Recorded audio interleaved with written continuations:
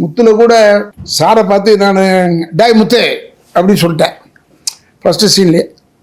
அப்போ அவர் assistant director ஒருத்தர் சொன்னான், டே முத்துன்னு சொல்லாதீங்கண்ணா, அண்ணன் முத்துன்னு சொல்லிட்டா.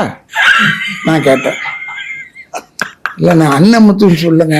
யோ அவன் என் வேலைக்காரன் ஏன் அந்த படத்தில் முத்துன்ற கேரக்டர் இஸ் மை வேலைக்கார், I must not think is Rajinikanth அப்படின்னு நான் சொல்லிட்டு இருந்தேன். எப்போ முத்து வாப்பா அப்படி சொல்லுங்களேன்.